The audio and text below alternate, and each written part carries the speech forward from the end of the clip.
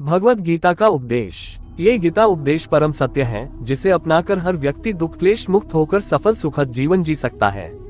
इस गीता की 15 ऐसी बातें बताई गई हैं, जिसके ज्ञान की जरूरत हर व्यक्ति को पड़ती है। मनुष्य जीवन जितना बाहरी होता है, उतना ही आंतरिक भी चलता रहता है। सोच और कर्म का संतुलन ही सफल जीवन का मंत्र है। सही गलत और उचित निर्णय की दुविधा में फंसे व्यक्ति को गीता के इन उपदेश से मानसिक संबल और धैर्य मिलता है। एक, विश्वास की ताकत। तुम अपने विश्वासों की उपज हो। तुम जिस चीज में विश्वास करते हो, तुम वही बन जाते हो। जो स्वयं पर विश्वास करते हुए लक्ष्य की ओर बढ़ते रहते हैं, उन्हें सफलता जरूर मिलती है। अगर व्यक्ति अपने लक्ष्य के लिए कर्म में पूरे मन से लग जाता है और उसे कर्म करने से खुशी मिलती है, तो सफलता उससे दूर नहीं। 2, मृत्यु से भय व्यर्थ है। हर व्यक्ति के मन में मृत्यु का भय होता है। इस संसार का जब से निर्माण हुआ है, तब से जन्म और मृत्यु का चक्र चलता आ रहा है। ये प्रकृति का नियम है। इस सत्य को स्वीकार करके भयमुक्त होकर आज में जीना चाहिए।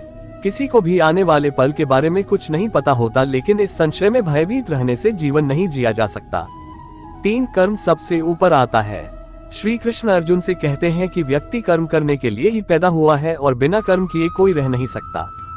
फल की चिंता करना व्यर्थ है, क्योंकि इससे मनुष्य का मन काम से भटकने लगता है। किसी कर्म से सफलता नहीं मिलती तो क्या हुआ, असफलता भी ज्ञान के द्वार खोलती है।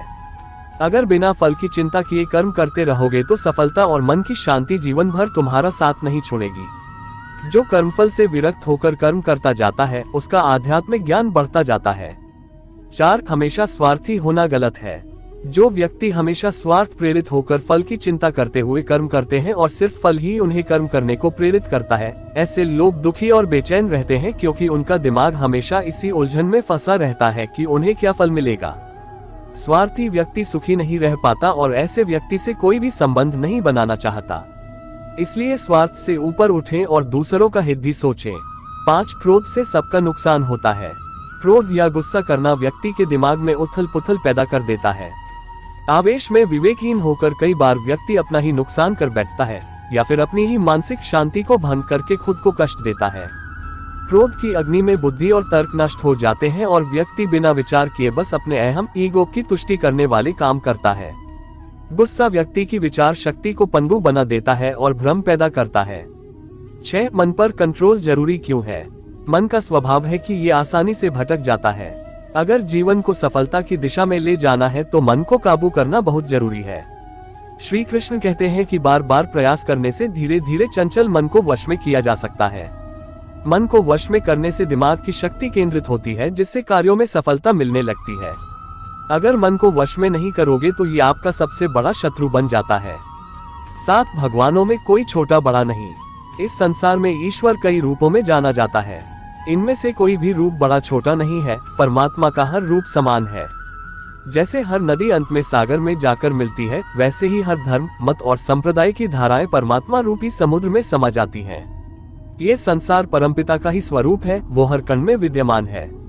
8, कर्तव्य पालन जरूरी है। भागवत गीता उपदेश इन हिंदी। भगवान श्री कृष्ण उपदेश देते हैं कि हर व्यक्ति को अपने कर्तव्य का पालन करना चाहिए। यही धर्म है। अगर अपने कर्तव्य का पालन नहीं किया जाता है तो मन में अशांति और दुख प्राप्त होता है। अपनी पसंद नापसंद, मोह बैर को किनारे रखकर अपना कर्तव्य करो। किसी अन्य व्यक्ति का कर्म आपको कितना भी आकर्षित करे, उसके प्रलोभन में न आए। कष्ट में रहते हुए भी अपना कर्म करना दूसरे की नकल करने से श्रेष्ठ है। अपने कर्म और कर्तव्य का पालन ही जीवन का सही मार्ग है, क्योंकि कर्म करना अकर्मण्यता से हमेशा बेहतर है। कर्तव्य में दोष देखकर पीछे न हटे, क्योंकि हर कर्म में कोई न कोई छोटा बड़ा दोष हो सकता है, जैसे अग्नि के साथ धुआं भी होता है। सदैव कर्म करो। कर्म करने से पहले विचार करो, लेकिन बहुत ज्यादा विश्लेषण मत करो। अधिक विश्लेषण संशय और अकर्मण्यता पैदा करता है। 9, ध्यान करने से परमात्मा को अनुभव किया जा सकता है। श्री कृष्ण कहते हैं कि शारीरिक कर्म से ज्ञान का मार्ग उच्च है और ज्ञान मार्ग से भी ऊपर ध्यान मार्ग है। ध्यान मार्ग पर बढ़ने से ईश्वर को अनुभव किया जा सकता है।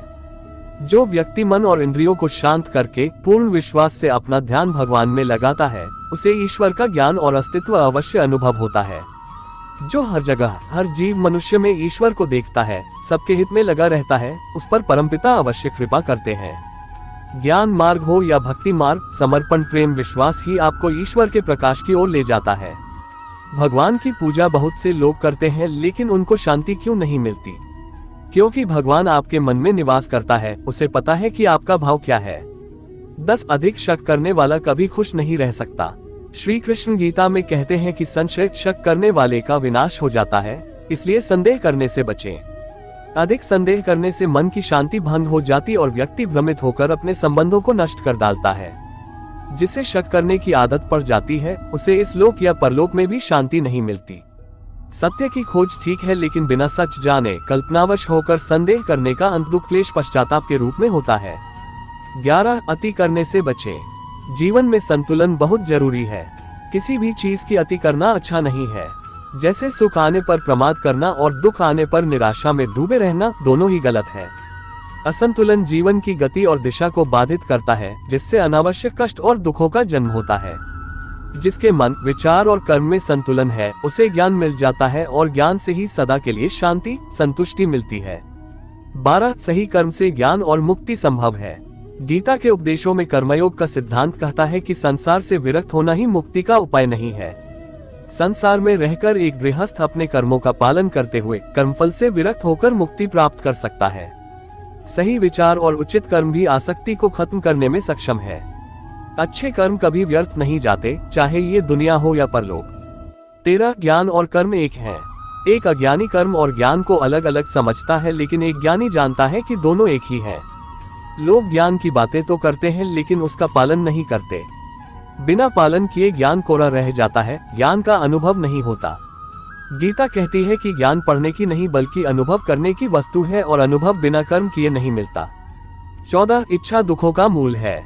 इस संसार में जितनी भी चीजें सांसारिक सुख की श्रेणी में आती हैं, उनकी एक शुरुआत और अंत जरूर होता है। इन सांसारिक सुखों का अंत दुख, कष्ट और दुर्गति के रूप में होता है। इच्छाओं का अंत नहीं है, एक पूरी होती है तो दूसरी नई इच्छा आ जाती है। हर इच्छा से प्रेरित होकर कर्म करना गलत है, क्योंकि ऐसे तो अनुचित कार्य भी होंगे। इच्छाओं से विचलित न हो, उन्हें एक विरक्त दर्शक बनकर देखो और वे चली जाएंगी। 15 भगवान ही सबसे बड़ा सहारा है। परमपिता ही एकमात्र हमारे आधार है और अपने हैं। इस संसार में कोई भी अकेला नहीं है। ईश्वर में विश्वास रखते हुए जो मनुष्य कर्मपथ पर बढ़ता जाता है, वो सदा शांति, सुख और मुक्ति पाता है।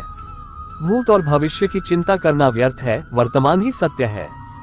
जो भी पूर्ण समर्पण से ईश्वर की शरण में आता है,